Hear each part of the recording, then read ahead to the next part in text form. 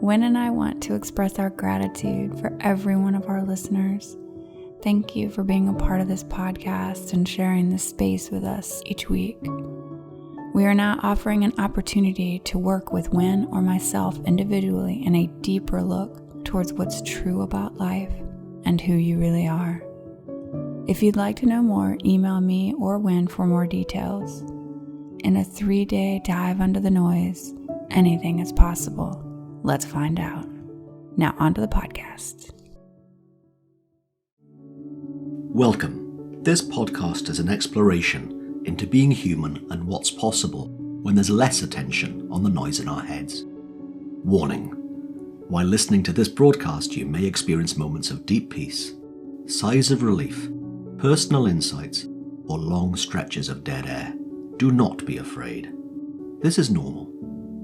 Under the Noise with Wyn Morgan and Kate Roberts. Welcome to this week's Under the Noise with me, Wyn Morgan, and my co-host, Kate Roberts. Hello, Kate. Hey, Wyn. Hey. Happy New Year. Same to you. And Happy New Year to you listening. Even though it's, at the time of recording, it's a week into the new year. And by the time you're listening to this, close to 2 weeks into the new year. And if you're listening on rerun, then, it might not even be the same year. So have a good day. Maybe that would be the most appropriate universal thing I could say. We had an email just before the winter break from someone asking about Overwhelm. Can you talk about Overwhelm? I think you've talked about it, but I'd like you to talk about it again. And it's interesting because in my December newsletter, I wrote about Overwhelm. One aspect of it as far as I saw it. And as usual, just before Kate presses record, Kate and I have a quick little chat about how we're doing and what ideas we've got about what we might talk about on today's episode. And Kate, you said something about Overwhelm. I thought, okay, let's go for it. Let's do that. Yeah, Overwhelm is really fresh for me at the moment.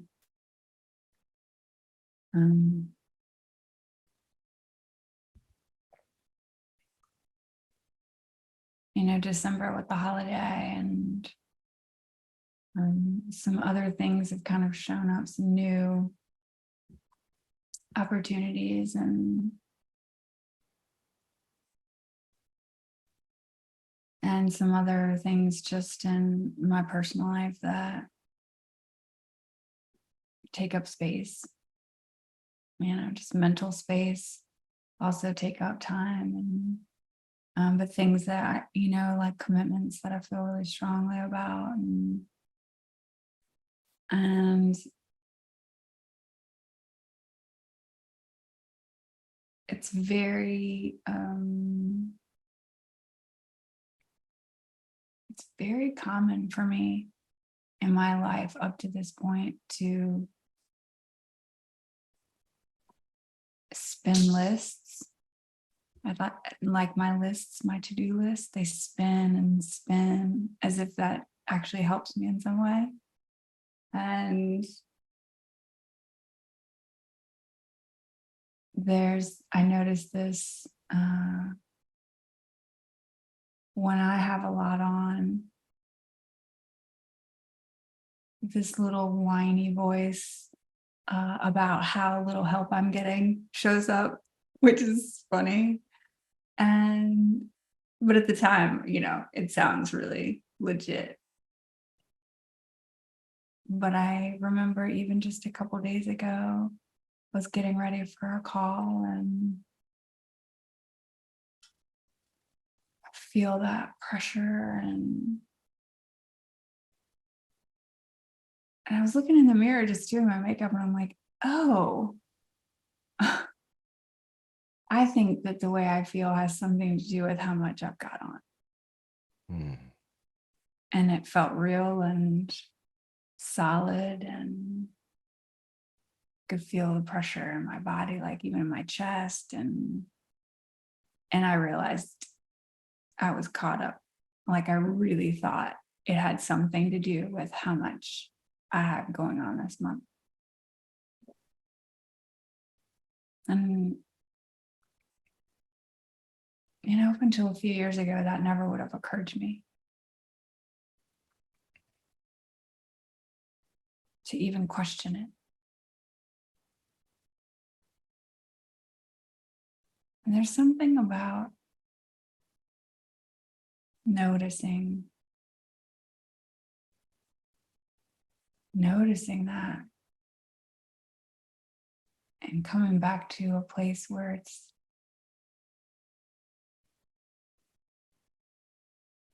like truth.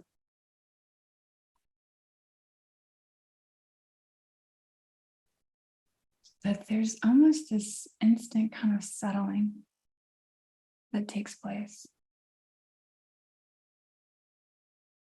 And now I'm back in the moment and I'm just woman putting on makeup. Like it simplifies, right? It simplifies. And now I'm just back here in this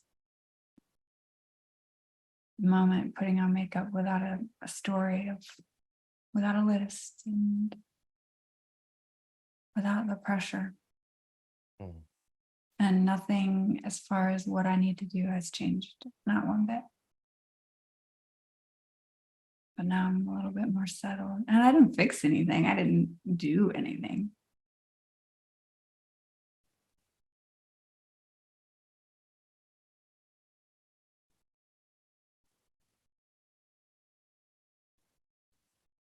But noticing somehow just kind of settled things a bit.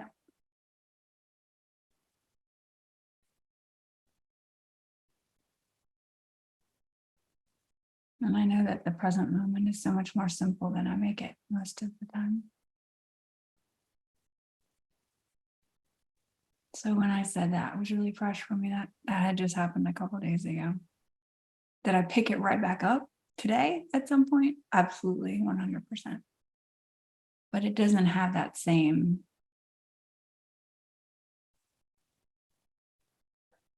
solidity, maybe.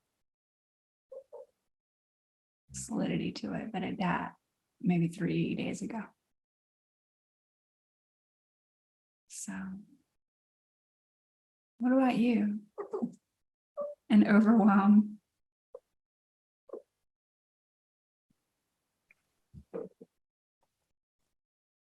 Well, I remember talking about this with a corporation last year.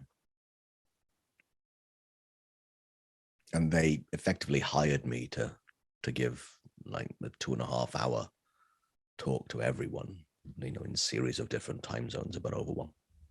I'm coming back to center. And a big part of what I remember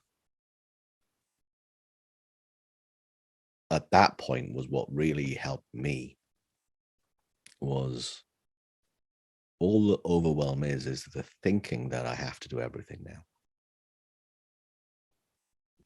as opposed to linear over time, that I will do one thing at a time, whatever that moment actually has. I will do that one thing, that one thing, that one thing. And it might be a different thing and a different thing and a different thing.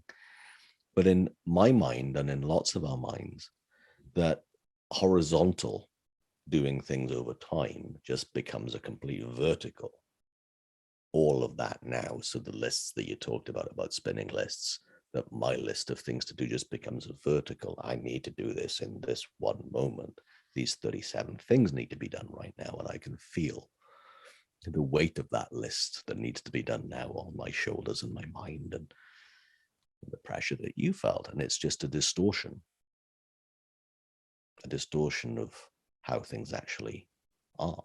Because in truth is, and the bit that I loved hearing again, probably deeper than I've heard before, is the truth that in any given moment, there is no such thing as overwhelm. Can't be. Because there's, as you said, woman putting on makeup, man making coffee, Man checking one email. Woman downloading 35 emails, right? There's no gender specifics in that at all, right? But it's just any one of us does things one thing at a time. Now, of course, sometimes we get a bit scattered and we can be listening to music and doing the dishes or talking to someone while we're making the coffee or checking 2 emails at the same time, listening to a voice message while reading something that's just popped into the inbox. It's still not that smart, that bit of trying to multitask.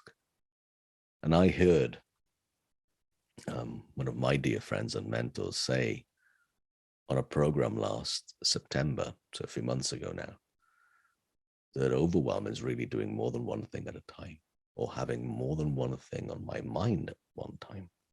And that's what he said. And until then, I thought I was doing okay with overwhelm. But then I realized, wait, no, I still have fast moving lists spinning in my head.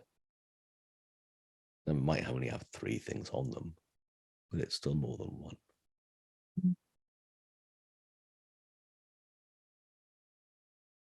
And then, to your point, we can just drop back into when we notice that, especially what you said. Wait, how I feel doesn't come from how much I've got on.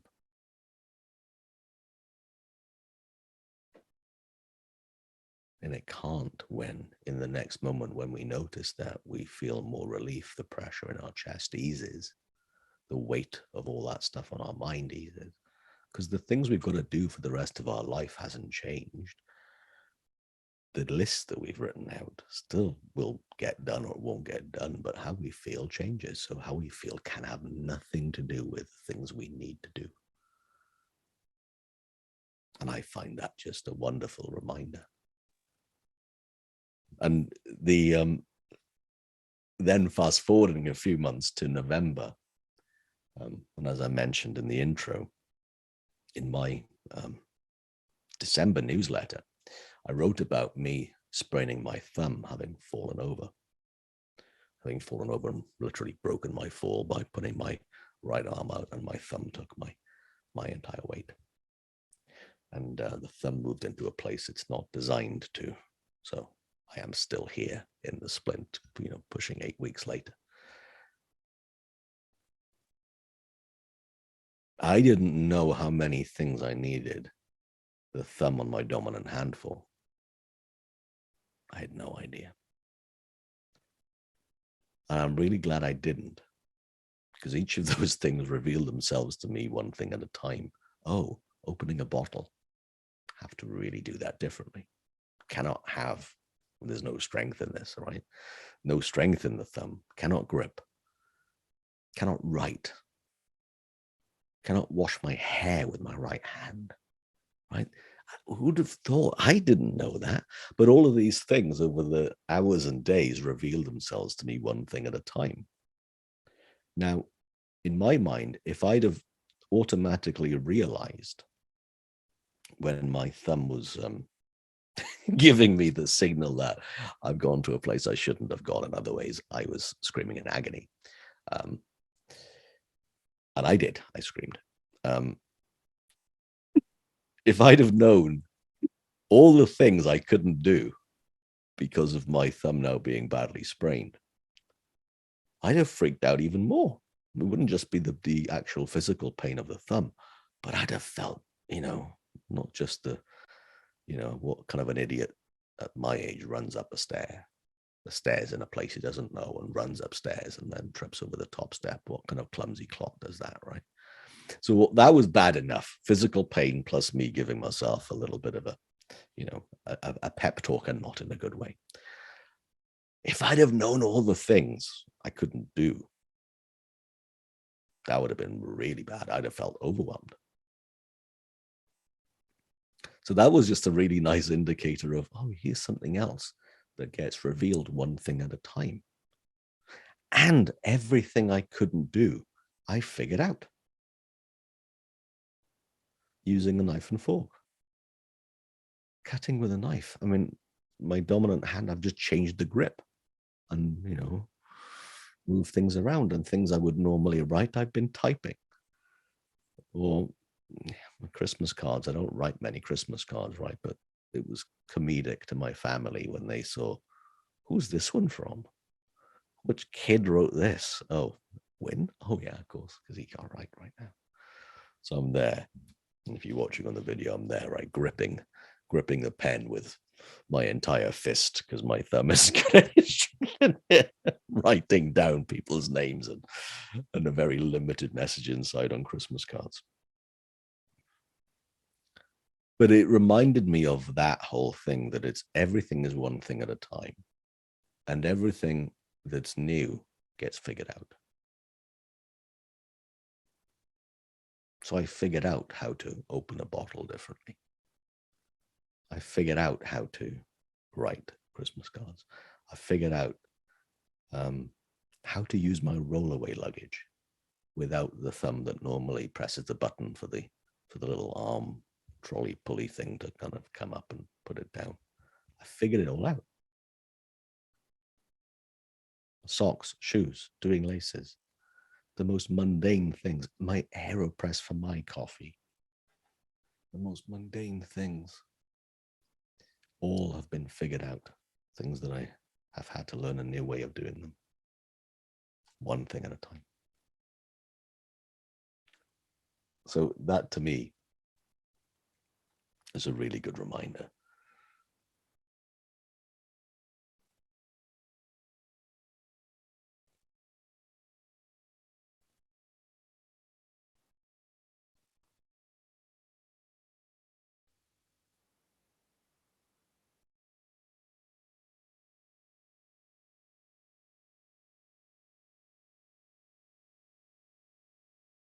I'm still sitting with overwhelm doesn't exist. I don't know if those are the actual words you said, actually. Maybe you said it's not real. But, it's amazing,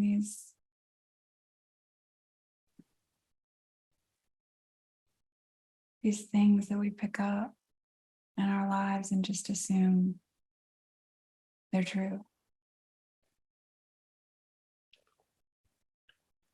And I don't think it could get any more simple than that.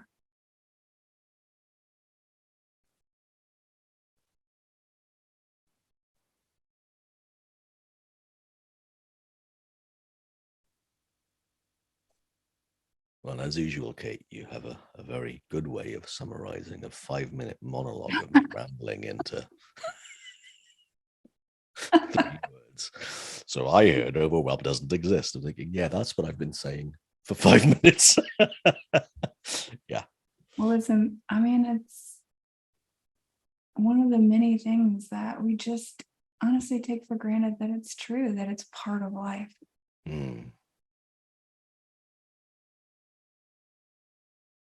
We just, like it's true. It's truth somehow.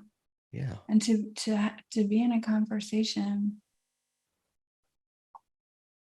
where somebody says overwhelm doesn't exist. Not really.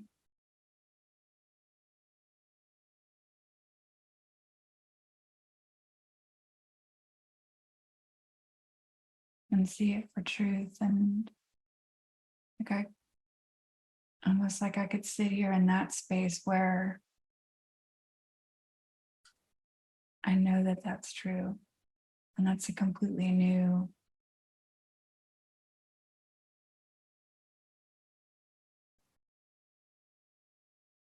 it's a new world that maybe I'll forget in 30 minutes. I don't know, but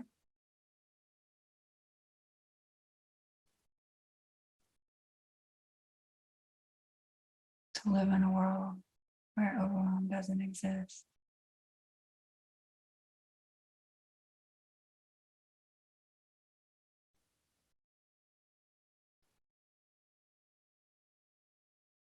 I want to say something about that.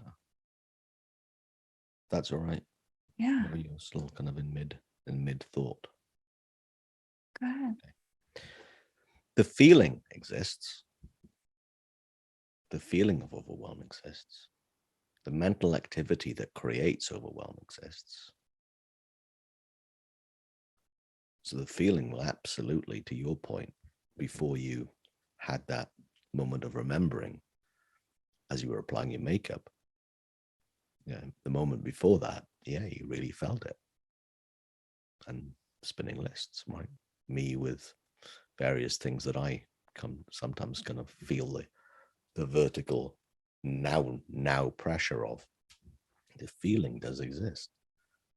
And the other thing I do want to clarify as well is that I remember talking to a lot of executives, and they were having, their company have organized a series of one-to-ones with me, and I went through another round with them in early December, and a lot of them were talking about overwhelm because there was some understaffing going on, and there was a freeze on recruitment until the new year, etc. So they were feeling a lot on their plate.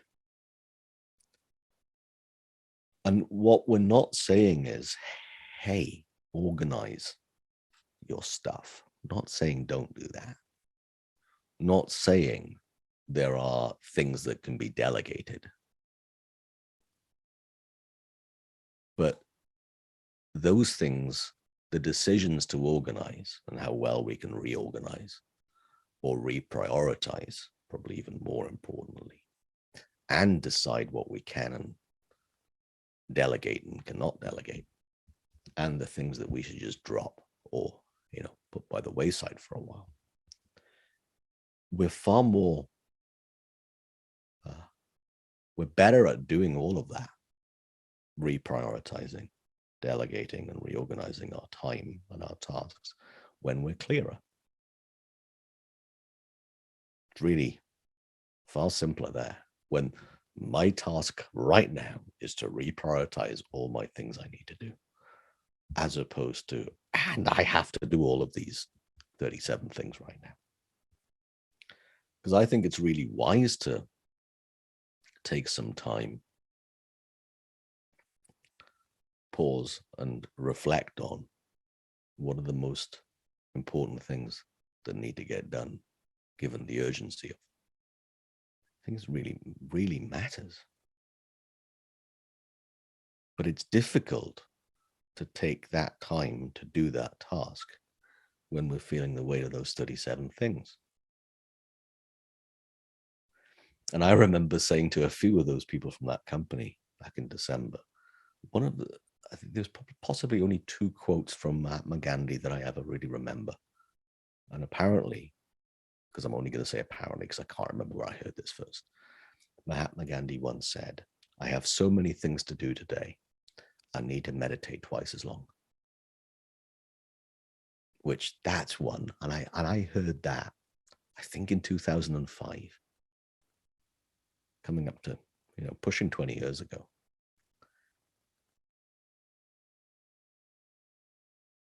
I have so many things to do today, I need to meditate twice as long. And that doesn't mean, hey, meditate twice as long, but it just means pause, think. And that's the action that can then help us to just, I don't know, if we do have lots on our plate, and a lot of us do in our personal lives and our work lives, coming from the place of not feeling overwhelmed really helps with that task, from personal experience and from countless of other people who have, told me about really seeing that for themselves.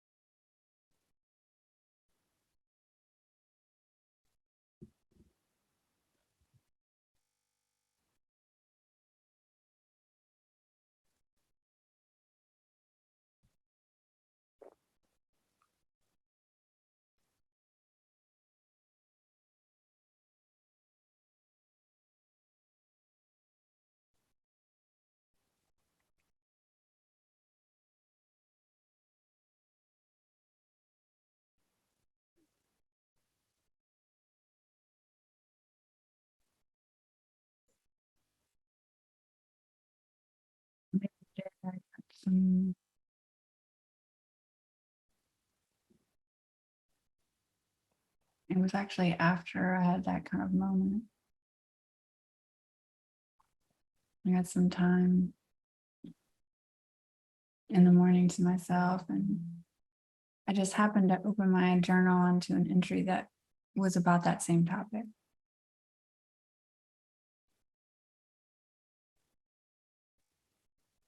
And I read that, what I had seen about it. And it felt like I had given myself a gift.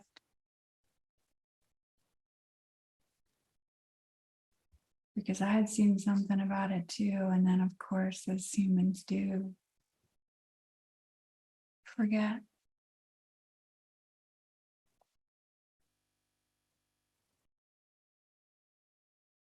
And I had written about how at one point that made a lot of sense to me.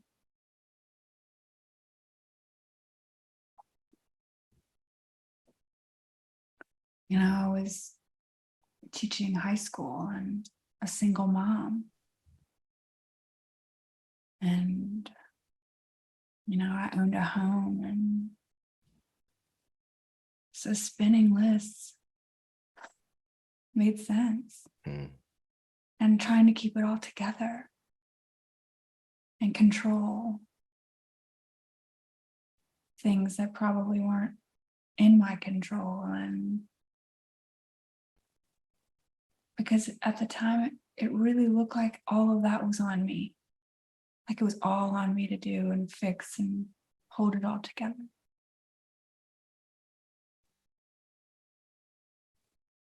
And so when it looked that way, to some extent, spinning lists and thinking about the 40 things on my list all at the same time that needed to be done made a whole lot of sense to me. Because it was on me.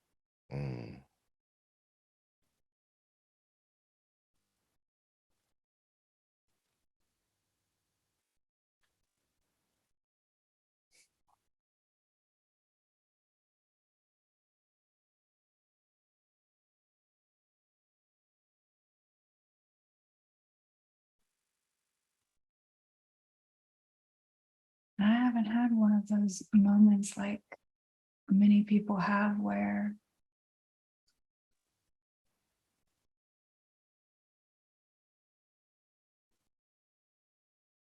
I realized that, you know, those thoughts are creating my experience of overwhelm. And then all of a sudden I never have to deal with it again. I don't work it's so far. It has not worked that way for me. It Nor happens for me. in these moments, like putting on makeup or whatever brought me to write about it that day. Yeah. But each time it starts to fall away just a little bit more. It doesn't make those moments less overwhelming when I'm caught up, right? In my mind, in my body.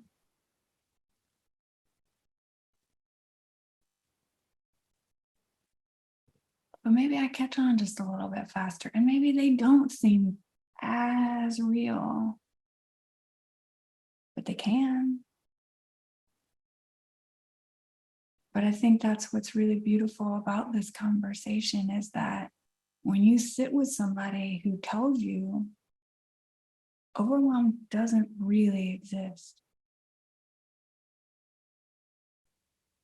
So if you're feeling it, you're just believing what you're thinking, and that's what we do. But I can be in a conversation where somebody can say that, and I know it's true, like it feels true to me. Knowing I'll fall into it again and think that spinning my list makes sense.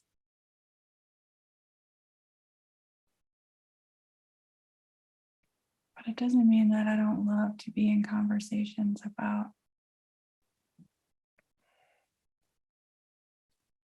overwhelm. But overwhelm looking in the direction of what's true. And I love that conversation.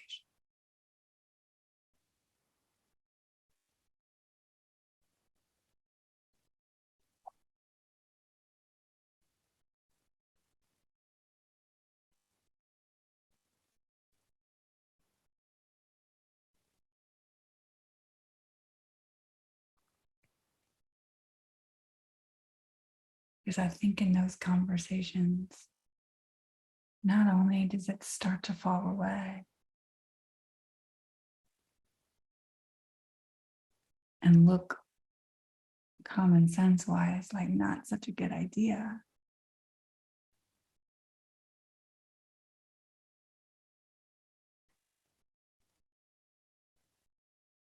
but I think when we look in the direction of truth on any subject, that's when those ideas of what makes our lives just a little less overwhelming, that's when they show up and you're like, oh, right? Because that makes more sense now than spinning my list for no reason. Yeah. And I love that. Yeah. Well, when we're not under the weight of the feeling of overwhelm, common sense, wisdom, logic, fresh ideas, easy as pie to see. Yeah. They're everywhere. Finding any of those from personal experience, and I don't know if it's just me, but wisdom, logic, common sense, fresh ideas do not seem to be that forthcoming when I'm under the weight of the feeling of overwhelm. Not to mention that I drop everything I'm carrying, and I don't know. Things spill, and I don't know. That's just the way it works for me. But yeah. That's when I noticed I've put, when was it recently I did this? I put washing up liquid instead of coffee in my cup because my mind was somewhere else. So that to me was just like, what the heck am I doing, you idiot, right? It's just like, oh yeah, I'm just like spinning lists in my own head in the moment. And that's, I was just very, very absent-minded because my mind was absent figuring out stuff under the weight of overwhelm, and it got nowhere other than, well, that would have been a really bad tasting cup of coffee. I hadn't noticed, but I did. Yeah. The other thing I want to just come back on as well and reflect on, you said something in there that I'd love you listening at home or in the car or wherever you're listening to this right now. And I think, Kate, you said something like, we all do. And it really matters to me that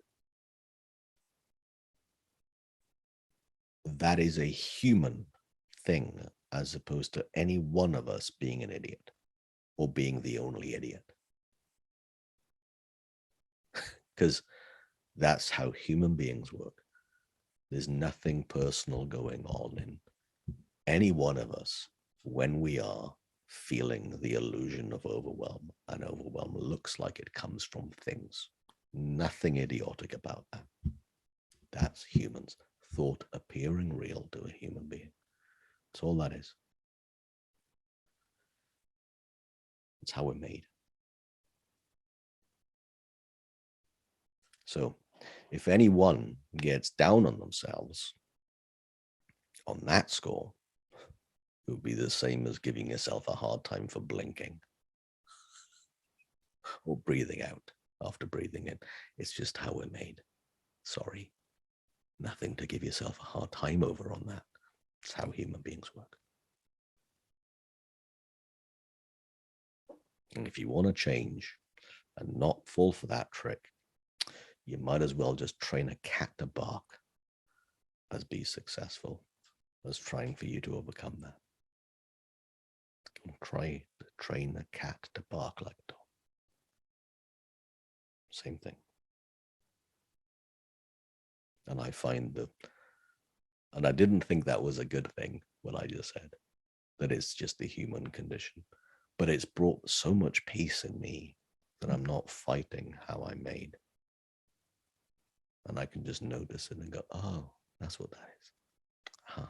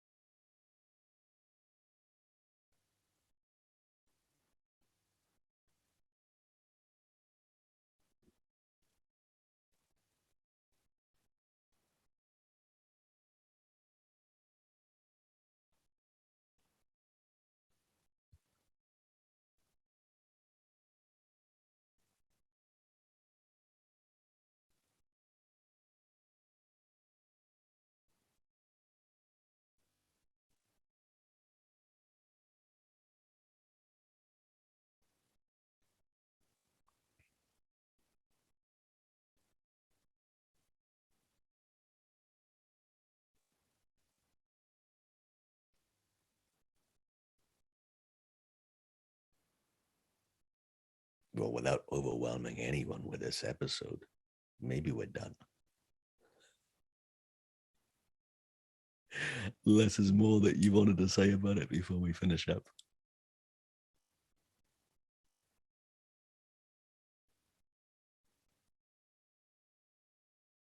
Perfect.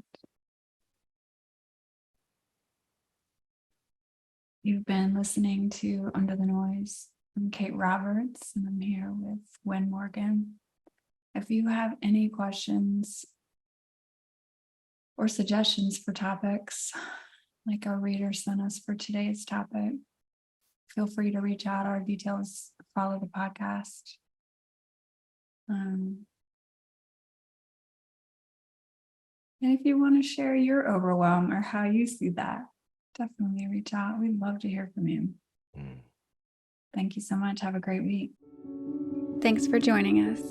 We'd love for you to subscribe, rate, and review. If you have a topic or question that you'd like us to chat about, email Wyn or Kate at wyn@winning.co.uk and Kate at katerobertscoaching.com. Until then, enjoy what's possible under the noise.